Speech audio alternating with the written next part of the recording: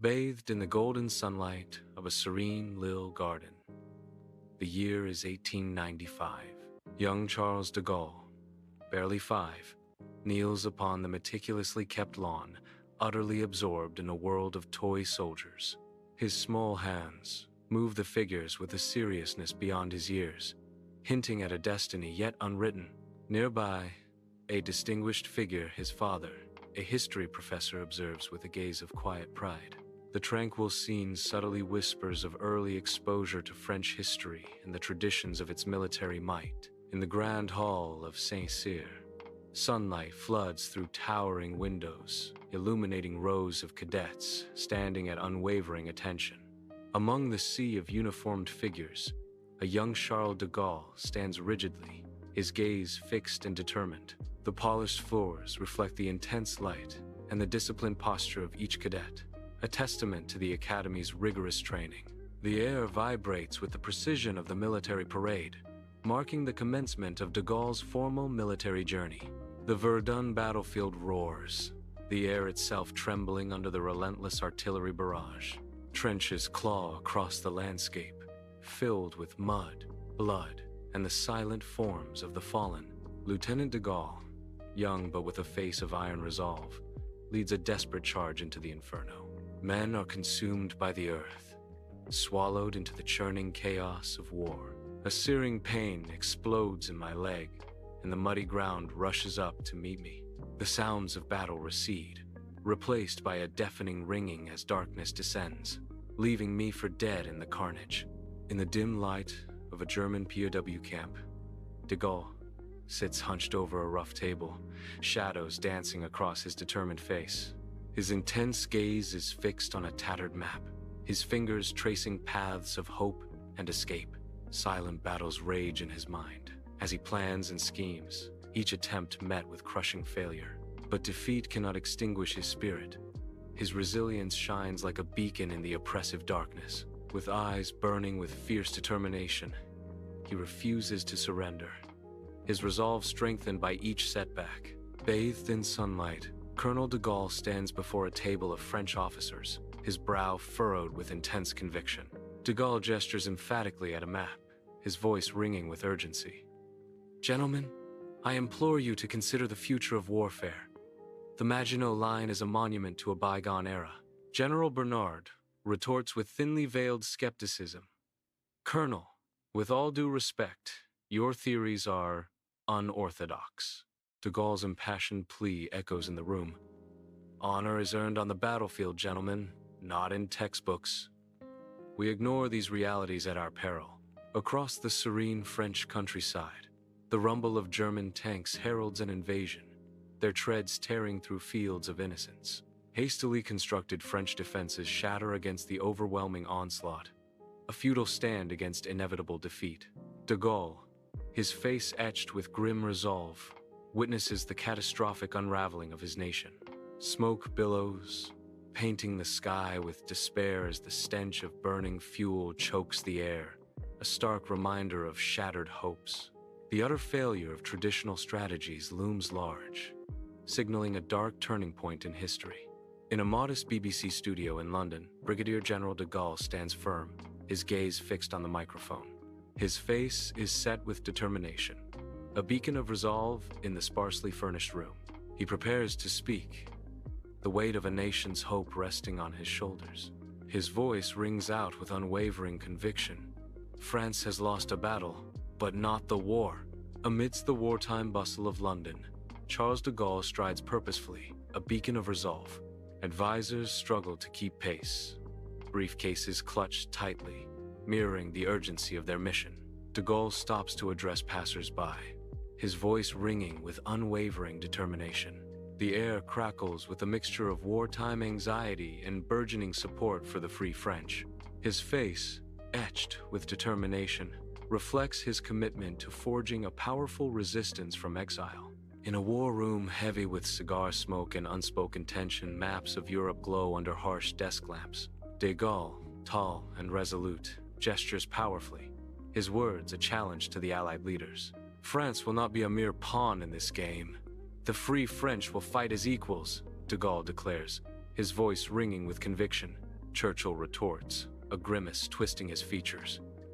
De Gaulle, my friend, this war demands unity, not stubborn pride. Under the vast, unforgiving sky of North Africa, dust devils dance amidst the chaos of war. Free French soldiers clash with enemy forces, explosions painting the horizon with fire and smoke. From a slight rise, Charles de Gaulle surveys the brutal ballet of battle, his gaze unwavering. His figure stands as a beacon of resolve, embodying the spirit of the Free French forces. The air vibrates with the deafening roar of tanks and the relentless staccato of gunfire. In a blaze of August sunlight, de Gaulle, a figure of towering resolve, strides down the Champs-Élysées, leading a parade of liberation. Throngs of Parisians erupt in joyous celebration, lining the avenue with a sea of waving flags and beaming faces, their cheers creating an electric atmosphere. Sunlight dances on jubilant faces, a mixture of smiles and tears reflecting the profound relief and elation of liberation. The air vibrates with the sounds of freedom, cheers, applause, and the distant, stirring strains of La Marseillaise. In the heart of Paris, 1945, sunlight pierces through the tall windows of the French government building, illuminating dust motes in the air. De Gaulle sits at the head of the long, polished table, his commanding presence filling the room. Around him, the faces of the provisional government are etched with exhaustion, their eyes reflecting the weight of a shattered nation. Documents and maps are spread across the table, each one a piece of the puzzle in rebuilding France. The air is thick with the scent of old paper and the unspoken hopes for a better future. The urgency of the moment hangs heavy, each member of the government aware of the monumental task ahead. In his stately office, de Gaulle sits, the heavy burden of a nation visibly etched onto his weary face. Towering stacks of papers on his desk serve as stark reminders of endless bureaucratic battles and political strife. He rises, a figure of resolute strength, though disillusionment lingers in his eyes. The room, though grand, is imbued with a palpable sense of finality, a chapter drawing to a close. With grim resolve, he prepares to announce his resignation, a decision born of deep frustration. The exclusive regime of the parties has reappeared. I disapprove of it, de Gaulle declares, his voice resonating with disappointment. Under the radiant sun of Colombe-les-Deux-Églises, de Gaulle strides purposefully across his estate.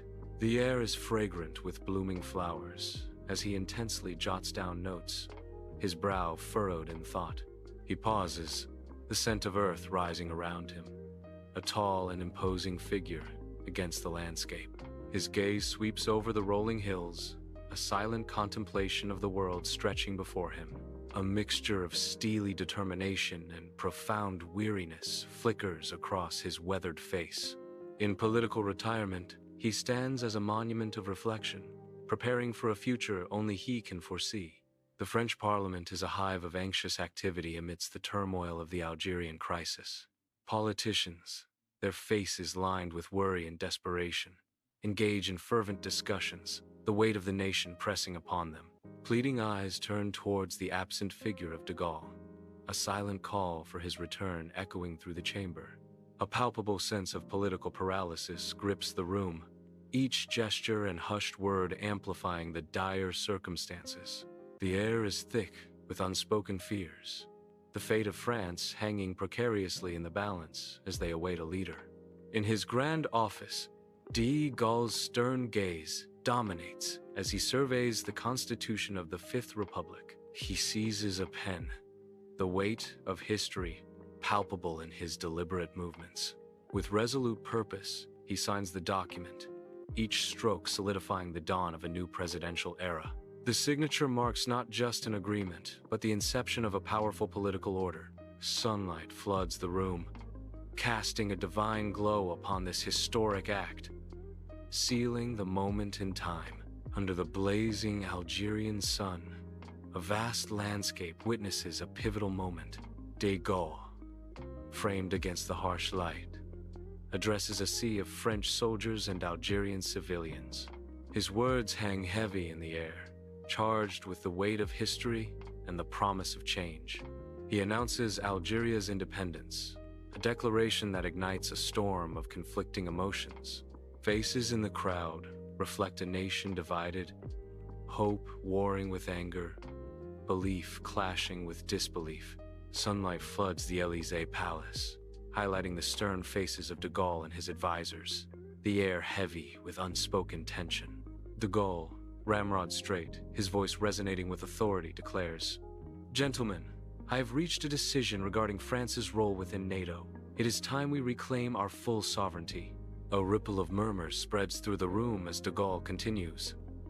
France will withdraw from NATO's integrated military command. This is not a gesture of hostility, but an assertion of our independence, de Gaulle insists, his gaze unwavering. France will remain an ally, but we will no longer cede control of our military to foreign powers. Across the barren desert, a monstrous mushroom cloud violently ascends, a testament to France's atomic ambition. The shock wave pulses outward, distorting the air above the scorched earth. De Gaulle, a figure of unyielding resolve, observes the spectacle through dark sunglasses. His face, an inscrutable mask. Heat shimmers rise from the irradiated sands, the dawn of a new, dangerous era for France and the world. Sunlight floods the opulent room of the Élysée Palace, highlighting the grandeur of a bygone era. At the head of a long, imposing table, de Gaulle stands tall, a figure of undeniable authority. Foreign dignitaries surround him, their expressions a mix of respect and anticipation. De Gaulle gestures emphatically, his powerful voice echoing through the historic hall. The air crackles with ambition and the weight of decisions that will shape the future.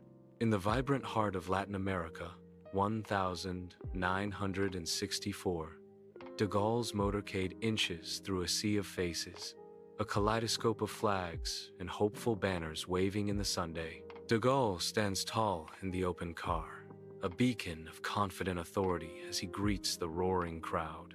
His resonant voice, speaking in French, fills the square, a call for independence and self-determination echoing through the air. Each word is a subtle challenge to American influence, a seed of change sown in the fertile ground of Latin American aspirations.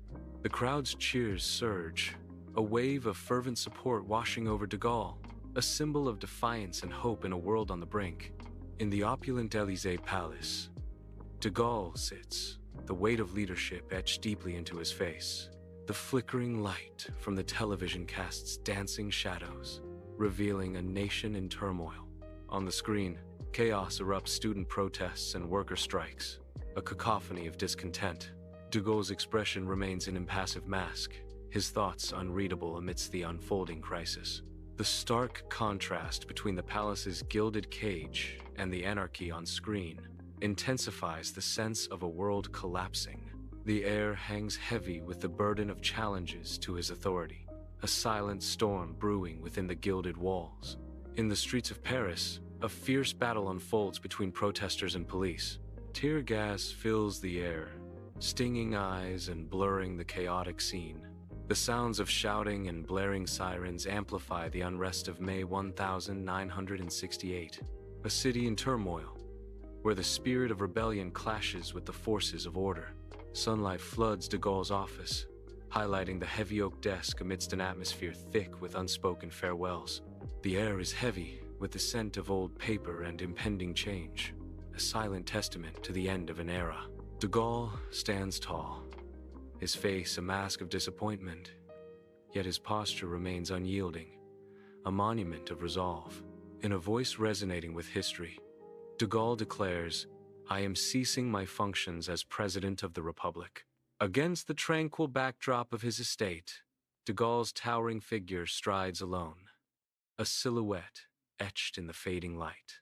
Deep in contemplation, his brow furrows with the weight of a life lived on the grandest stage. A sudden, sharp pain seizes him. His face contorts in agony as his hand clutches at his chest. His tall frame crumples to the earth, still and silent, marking the poignant end of an era